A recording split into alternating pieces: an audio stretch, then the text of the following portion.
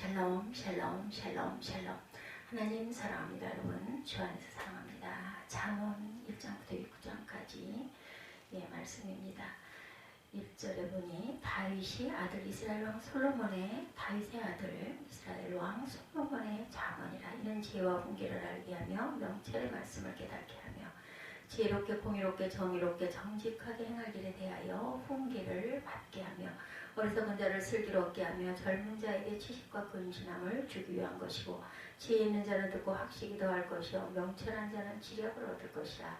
잠언과 비유와 지혜 있는 자의 말과 그 오묘한 말을 깨달으리라.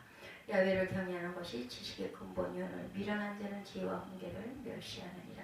내 아들아 내 아비의 훈계를 들이며 내 어미의 법을 떠나지 말라. 이는 내 머리 아름다운 관이요 내 목에 금사심이니라. 내 아들아 악한 자가 너를 꾀일지라도 따르지 말라. 이렇게 잠언 1장이 솔로몬의 잠언이죠. 이스라엘 왕 솔로몬의 잠언이라 이렇게 시작합니다. 지혜와 훈계를 알게 하며 명철의 말씀을 깨닫게 한다. 솔로몬의 잠언이죠. 히브리 전통에 따라 지혜의 문서 또는 성문서라고 불리는 욥기 잠언 전도서 아가서는 신본주의 인도주의의 어떤 영향을 우리에게 주고 있을까? 신본주의 인도주의가 세속적인 인도주의보다 얼마나 우월할 것인가를 보여줍니다. 진정한 기독교 인도주의가 균형 잡힌 인도주의의 뿌리가 된다는 것을 또한 이치 문서, 잠언, 아가, 전도서, 욥기 이런 부분들에서 우리가 알 수가 있는데, 예언서가 하나님과 사람의 수직적인 관심에 간접점이 있다면 지혜 문서는 수평적인 관심, 즉 차원적인 이 세상의 삶에 관심을 가지고 있습니다. 구약의 지혜 문서는 인생에 어떻게 와서 어떻게 살다가 어떻게 가는가, 이런 근본적인 문제, 사람과 하나님, 사람과 사람, 사람과 자연의 관계 속에 되지 않은 하나님의 창조 질서를 이해하고 파악해서 어떻게 올바른 삶을 살 수 있는가 하는 비결을 논한 히브리 인생 철학 내지는 히브리 인간 교육적인 관심이 중심을 이루고 있습니다. 성경의 지혜 문서가 이 세상에 깊은 관심을 가진다 할 때 세속의 처세 학과에 다른 점이 있죠. 세상의 지혜는 어떻게 하면 성공적인 삶을 살 수 있을까 하는 문제에 모든 관심이 귀결이 되었어요. 성공적인 삶의 비결이 애고비나 메소포타미아 지혜 문서의 알파와 오메가입니다. 그러나 성경의 지혜 문서는 어떻게 하면 올바른 삶을 살 수 있을까에 궁극적인 관심을 가지죠. 성공적인 삶은 아무래도 좋다. 어떤 의미에도 실패해도 좋다. 그러나 어떻게 하면 사람다운 올바른 삶을 살 수 있을까? 올바른 삶의 비결, 이것이 지혜 문서의 관심사입니다. 성공적인 삶의 비결과 올바른 삶의 비결, 무엇이 더 인간적이고 인도주의적일까? 잠언이란 말제차가 비슷한 것을 비교한다라는 뜻을 갖고 있습니다. 세상적인 것과 신앙적인 것, 올바른 삶과 성공적인 삶, 찰나적인 것과 영속적인 것의 비교를 통해서 올바른 인도주의를 표출시켜 줍니다. 그러면 무엇이 올바른 삶을 가능하게 하는 것일까? 구약 지혜 문서의 탁월성은 올바른 삶을 가능케 하는 근본적인 특징이 바로 야훼를 경외하는 데 있다고 주장하죠. 올바른 삶, 참 성공적인 삶의 뿌리는 야훼 경외에 있다고 지혜 문서는 가르쳐주고 있습니다. 잠언 1장 7절, 오늘 본문의 7절이죠. 야훼를 경외하는 것이 지식의 근본이거늘 이렇게 말씀하고 있죠. 9장 10절, 15장 33절, 전도서 12장 13절, 시편 111편 10절 이런 부분들에 나타나 있습니다. 그러면 먼저 지혜 문서에서 야훼 경외란 무엇을 의미하는 것일까요? 첫째, 무엇보다 하나님의 창조 주권과 창조 질서 속에 나타나는 하나님의 역사적인 통치 주권에 대한 인식과 인생 편에서의 응답입니다. 야훼를 경외한다고 할 때 예언서의 관점인 계약의 질서에서 이해하지 않고 지혜 문서의 수평적인 삶에서 이해한다면 하나님의 창조 질서와 통치 주권에 감격하여 찬양과 감사로 응답하는 거죠. 나 같은 것도 인생이라고 하나님께서 공의와 자유와 긍휼로 살게 해주심에 감사하며 순종하는 삶이죠. 적극적으로 항상 기뻐하고 쉬지 말고 기도하며 범사에 감사하는 삶, 곧 하나님께 예배하고 교제하는 봉사의 삶입니다. 둘째로 야훼를 경외하는 삶은 한마디로 악을 떠나는 것입니다. 소극적으로 죄짓기를 두려워한다는 거죠. 하나님께 예배하고 교제하고 봉사하는 삶. 첫째로 통치권에 대한 인식과 인생의 편에서의 응답. 두 번째로는 악을 떠나는 것, 소극적으로 죄짓기를 두려워하는 삶입니다. 지혜로운 자는 두려워하여 악을 떠나나 어리석은 자는 방자하여 스스로 믿느니라. 잠언 14장 16절 말씀이죠. 정직한 자의 공의는 자기를 건지려며 사악한 자는 자기를 악에 잡히리라. 잠언 11장 6절입니다. 이렇게 하나님의 창조 질서를 따라서 하나님이 없다고 하는 사상을 떠나 야훼를 경외하는 올바른 삶을 살려고 할 때 올바른 지혜가 필요하겠죠. 오늘 본문은 야훼를 경외하는 올바른 삶을 실현하는 데 필요한 올바른 지혜가 무엇인지 그 실천적인 개념들을 평행법을 통해서 말씀하고 있습니다. 오늘 본문 1장 2절에서 4절까지를 보면 적어도 9가지 개념이 정리됩니다. 야훼를 경외하는 올바른 삶의 첫째 지혜는 훈계란 히브리 말로 바로잡아준다라는 의미를 갖고 있습니다. 지혜는 곧 훈계입니다. 지혜란 곧 생애 목표를 바로잡아주는 거죠. 우리의 인생관 내지 삶의 내용을 하나님의 창조 질서에 맞도록 재조정하는 것이 곧 지혜입니다. 하나님의 창조 질서가 엄연히 있는데 거기에 자기의 인생 목표를 맞추지 않고 다른 데 맞추면 실패할 수밖에 없습니다. 그러므로 올바른 삶의 지혜의 가장 중요한 요소는 훈계 곧 바로잡는 것이다. 어떻게 바로잡는가? 하나님의 창조 질서에 맞도록 우리 인생관의 방향을 재조정하는 거죠. 대저 명령은 등불이요 법은 빛이요 훈계의 책망은 곧 생명의 길이다. 잠언 6장 23절 말씀이죠. 이스라엘에 들으라 우리 하나님 야훼는 오직 유일한 여호와시니 너물 마음을 다하고 뜻을 다하고 힘을 다하여 내 하나님 야훼를 사랑하라. 신명기 6장 4절에서 6절입니다. 내 아들아 내 아비의 훈계를 들으며 내 어미의 법을 떠나지 말라. 잠언 1장이죠. 오늘날 내게 명령하는 말씀을 너는 마음에 새기고 좌로나 우로나 치우치지 말고 내 발을 악에서 떠나게 하라. 잠언 4장 27절입니다. 청년이 무엇을 구해 행실을 깨끗하게 하리까 주의 말씀만 지킬 따름이니이다. 시편 119편 9절이죠. 야훼를 경외하는 올바른 삶의 둘째 지혜는 명철이란 분별한다는 것이죠. 예, 지혜 그리고 명철 그리고 하나님의 창조 질서에 재조정된 안목으로 인생사를 볼 때 비로소 어떤 것이 선이고 어떤 것이 하나님께 맞지 아니한 것인지 통찰력이 생기는데 그것이 곧 지혜입니다. 하나님의 창조 질서 속에 선과 악을 분별하고 옳고 그름 시비를 가리는 통찰력이 지혜죠. 스스로 지혜롭게 여기지 말지어다. 야훼를 경외하며 악을 떠날지어다. 또 사람에게 말씀하셨도다. 보라 주를 경외함이 지혜요 악을 떠남이 명철이니라. 야훼를 경외하는 올바른 삶의 셋째 지혜는 현명함입니다.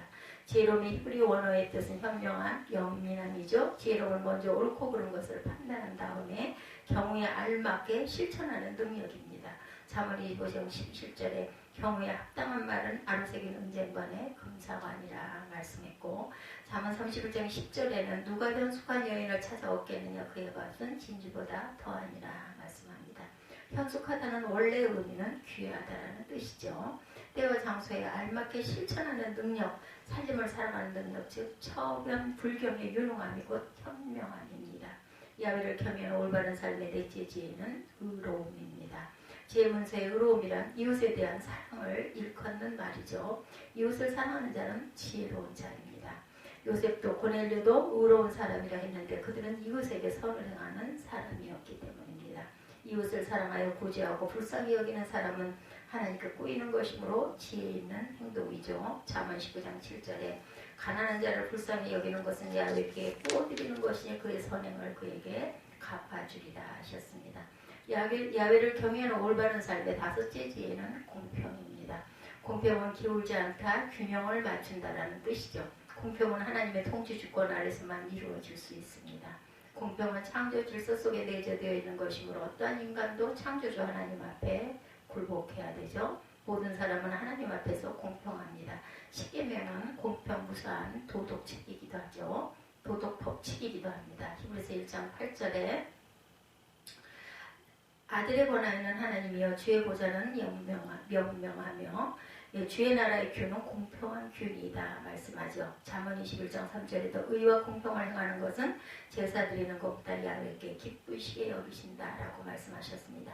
하나님은 불의함도 없으시고 편백됨도 없으시니 지혜자는 편백됨과 정실에 따라 움직이지 말고 공평무사한 공도로 행해야 한다.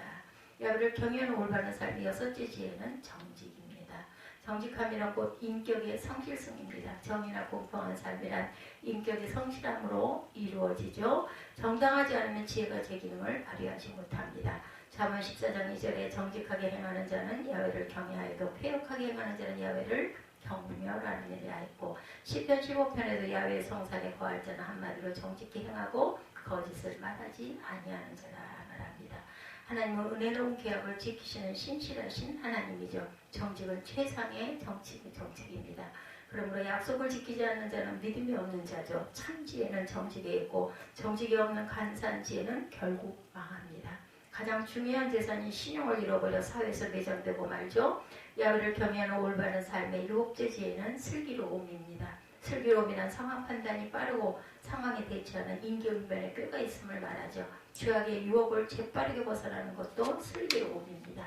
요셉은 포디발 아내의 유혹을 받았을 때 내가 어찌하여 야훼께 복죄하리까 명사리를 빨리 벗어나죠. 다니엘은 마음이 민첩하여 아무 틈, 아무 허물을 찾지 못하였다. 다니엘 6장 4절에 말씀합니다. 악을 멀리 떠나고 일과 상황 판단에 민첩한 사람이 지혜로운 사람이다. 야훼를 경외하는 올바른 삶의 여덟째 지혜는 지식입니다. 이 지식은 학문의 이론적인 지식이 아니라 오랜 경험과 체험을 통해 깨닫고 터득된 삶의 예지죠. 기독교는 역사에 근거한 종교입니다. 우리는 역사적인 체험과 지식을 존중해야 하죠. 르호보암은 나이 많은 충신들의 충고를 거절하다가 망했어요. 열왕기상 12장 8절에 나타나죠. 잠언 1장 8, 9절에도 내 아들아 내 아비의 훈계를 들이면 내 어머니의 법을 떠나지 말라. 이는 내 머리 아름다운 관요 내 목에 금사슬이다. 야훼를 경외하는 올바른 삶의 아홉째 지혜는 근신입니다. 근신이란 말과 행동을 즉흥적으로 기회주의적으로 하지 않고 계획성을 가지고 목표 지향적으로 인생을 설계하는 것을 말합니다. 너는 모략으로 싸우라. 승리는 지약이 만회에 있느니라. 잠언에 말씀합니다. 또한 묵시가 없으면 백성이 방자행한다. 잠언 29장 말씀이죠. 이와 같은 9가지 지혜로운 인격의 속성이 고비될 때 구약이 말씀하는 바 지혜와 탁월성이 이끌어가는 야훼 경외 올바른 삶이 전개됩니다. 5절에 지혜 있는 자는 듣고 학식이 더할 것이요 명철한 자는 지력을 얻을 것이라고 했는데 이렇게 9가지 야훼를 경외하는 올바른 삶의 지혜를 가진 자가 되시기를 주님의 이름으로 축복합니다. 훈계, 명철, 현명, 의로움, 공평, 정직, 슬기, 지식, 근신, 지혜 이 9가지 지혜 바꿔 말하면 바로잡음, 분별함, 통찰, 유능, 사랑, 중용, 성실, 민첩, 경험, 계획, 지혜입니다. 지혜 있는 자군 명철한 자가 일단 지혜 9가지 소성을 가지고 야훼를 경외하는 인격을 닦으면 진리 탐구가 유용해질 것이다. 명철한 자가 열심히 진리를 탐구하여 학식이 더해지면 지략과 지도력을 얻게 되어 이웃과 더불어 인류 사회에 봉사할 수 있는 능력을 발휘하게 된다. 야훼 경외의 수직축이 세워지고 난 다음에 진정한 인도주의 휴머니티, 수평축이 세워지죠. 창조주 하나님의 지혜가 인격화되어서 예수 그리스도 안에 나타난 지점이 곧 예수 그리스도의 십자가입니다. 이 십자가의 수직축과 수평축의 교차점에 기독교인의 삶이 있다라는 거죠.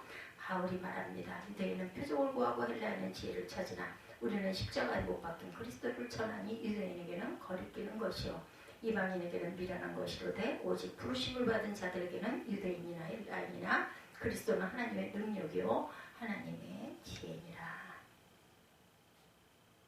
하나님의 어리석임이 사람보다 지혜로고 하나님의 약하심이 사람보다 강하니라.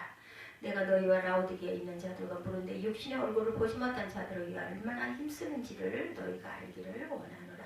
이는 그들로 마음의 위안을 받고 사랑 안에서 연합하여 확실한 이의 모든 풍성함과 하나님의 비밀인 그리스도를 깨닫게 하려 함이라. 그 안에는 지혜와 지식의 모든 보화가 감추어져 있느니라. 골로새서 2장 1절에서 3절 말씀이죠. 야훼를 경외하는 올바른 삶의 지혜를 가지고 진리를 탐구하며 지도력을 개발하는 저와 여러분들. 잠언 22장 4절에 겸손과 야훼를 경외함의 보상은 재물과 영광과 생명이니라. 하나님께서는 당신의 말씀을 경청하고 순종하는 자에게 야훼를 경외하는 올바른 삶의 지혜를 가지고 물질을 주시고 또한 영향력을 주시고 풍성한 삶을 주신다는 거죠. 이 복은 이 세상에서만 끝나지 않고 하늘나라에까지도 계속되죠. 이 세상에서의 복된 삶을 경험한 사람은 그가 이 땅에 악한 삶의 습관 그대로 예수 그리스도께서 나타나실 때 칭찬과 영광과 존귀를 얻게 될 것이라고 베드로전서 1장 7절에 말씀하고 있습니다. 이 땅에서도 그렇지만 내세에서도 인식의 차이가 다르고 영역의 차원이 다르며 사랑의 강도가 다른 삶은 오직 겸손과 야외 공허함에 길든 삶에서 기인된다라는 것. 이런 삶으로 2021년을 걸어가시는 저와 여러분들이 되시기를 주님의 이름으로 축복합니다. 지혜는 훈계입니다. 둘째 지혜는 명철, 셋째 지혜는 현명한, 넷째 지혜는 의로, 다섯째 지혜는 공평, 여섯째 지혜는 정직, 일곱째 지혜는 슬기로움, 여덟째 지혜는 지식 올바른 삶의, 아홉째 지혜는 근신이라는 것. 오늘 잠언 1장을 통해서 우리가 기억하고 또한 말씀 속에서 묵상하며 실천하고 가는 저와 여러분 되시기를 주님의 이름으로 축복합니다.